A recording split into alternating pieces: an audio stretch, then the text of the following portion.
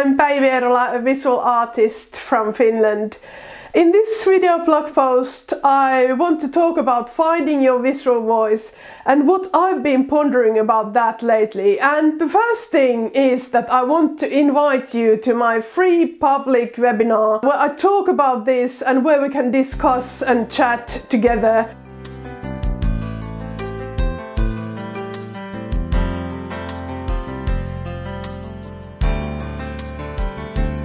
One thing that I've been thinking about recently has been this, that why finding your visual voice is always a current issue for any artist.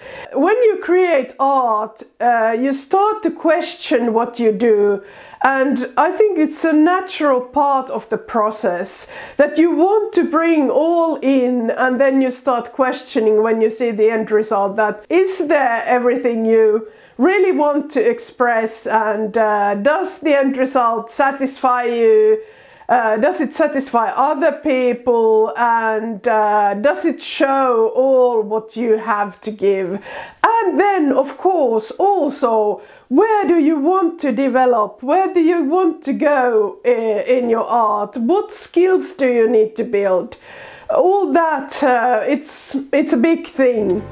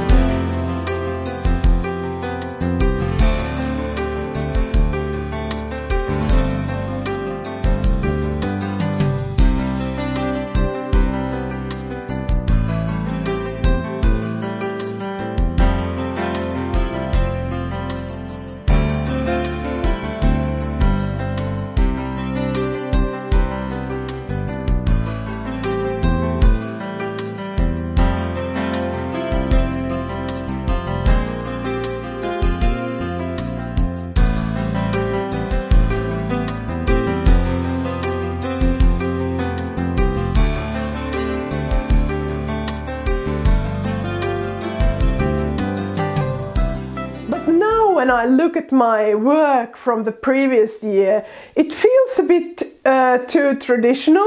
It feels like I'm not fully there, that I could be more. And that's why I've been pondering that, especially lately. And I also want to show you some pieces from the different phases of my artist journey. So the first piece I want to show you is this one. This is a watercolor, small watercolor painting from 1985. I was 16 back then, and when I painted this painting, my parents wanted me to paint a bigger painting as a gift for one of our relatives with acrylic paints. And I found the copying so difficult, and I felt that this was just something that was so quickly born, and it was so difficult, that copying part. But the most important thing here was that I got such an acceptance from my parents, especially from my mother, that I thought that this is the kind of thing I should do. But because I was a teenager, and then I had been a child, I wanted to create different kind of work too. So this is from year 1988, so I was 19. And this is one of my Friday drawings. So every Friday afternoon I wanted to spend some time thinking about the past week and drawing, and I often drew girls with red hair, but this one is a bit different because it's like a girl who's dancing in the air, and I somehow remembered that this wasn't not as good as for example that watercolor drawing if you asked my parents. So then there's another piece that my family didn't quite like, and this is from year 1986, so I was 17, and I thought this is so, I didn't know the word, but I would say avant-garde now, and I thought it's so modern and also a bit cubistic, and I really thought that I've created a masterpiece. And then I was really surprised when nobody got excited about this of this at all.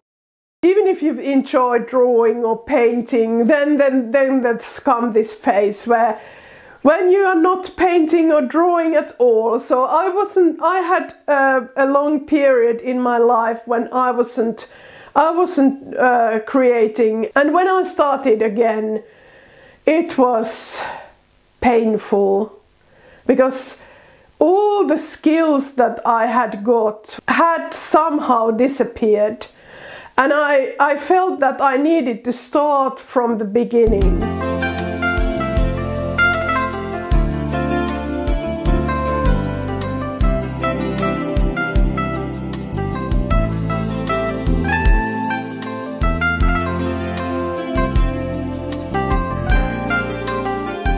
So here's one piece that I made.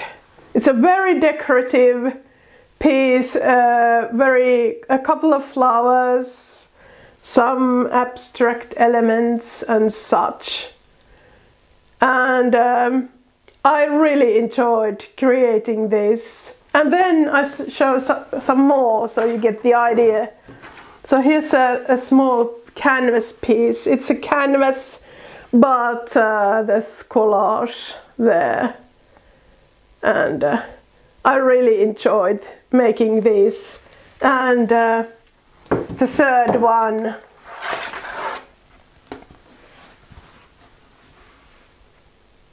this piece, and back then I wanted desperately to find my visual voice. I was questioning what I did all the time, and I desperately wanted to move forward.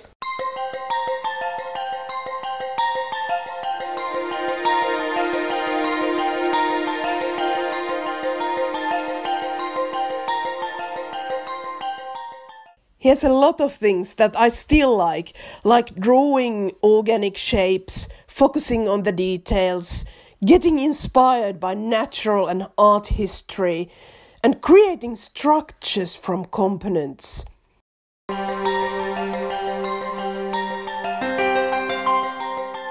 I had a long break in creating when I studied software engineering and worked in IT business. When I was studying, I found robots fascinating, and they were one of the few things that got me really excited about technology. After I had gone back to creating, I also wanted to change my profession, so I studied industrial design. And I didn't think this so much back then, but now, when I want my work to look more and more dynamic and three-dimensional, it all makes sense. It makes me think that in 1985 I recognized an important part of my visual voice, even if I wasn't able to analyze it this way.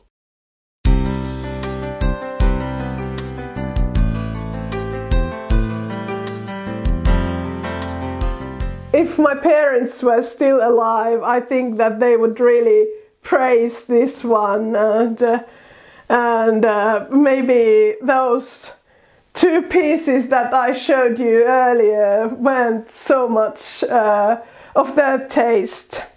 But I think this, now we come to the core of finding your visual style.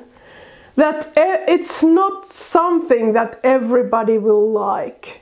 It's something that speaks to you, and it's something that speaks to people that find a piece of them in your work. So I don't think this visual voice means that you have to adjust your art so that everybody will like it. It means that you have to adjust it so and search yourself so that it will satisfy you. This is one of my pieces from last year too, and I made this for a class called Floral Fancies in 3 styles.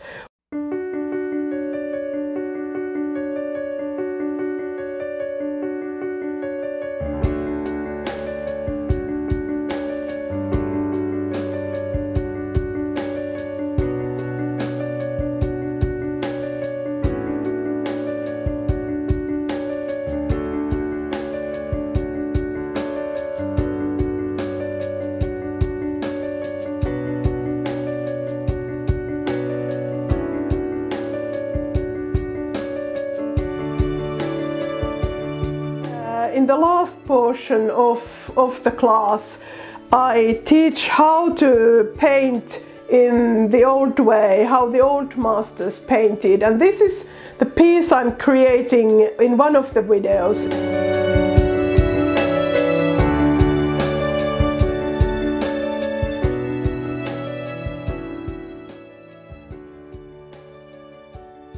This painting technique has given me new skills and tools that I can use when working in a more intuitive and abstract way.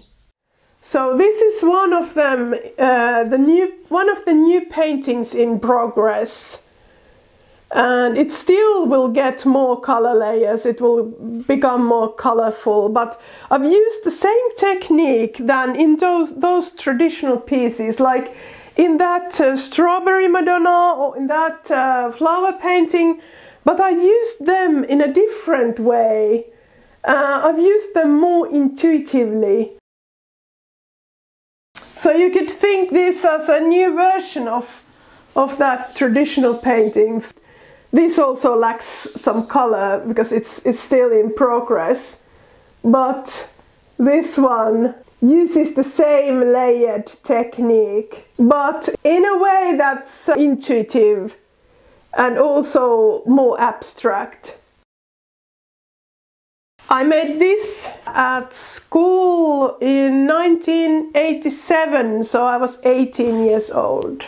I see so clear connection with this and my newest big painting, which is still in progress.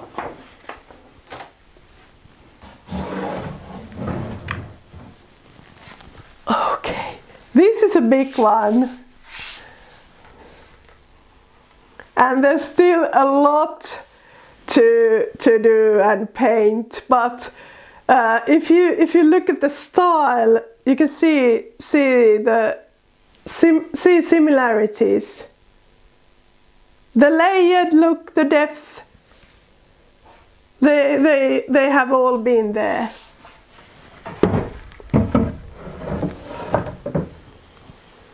So what I think is that we have to rediscover our style and our visual voice again and again. And we also have to allow us to take steps away from that path for a while so that we can come back and bring those ideas even in a better and deeper way. Because, you know, we also grow and we get new ideas, and life is not the same. We get life's experience and such.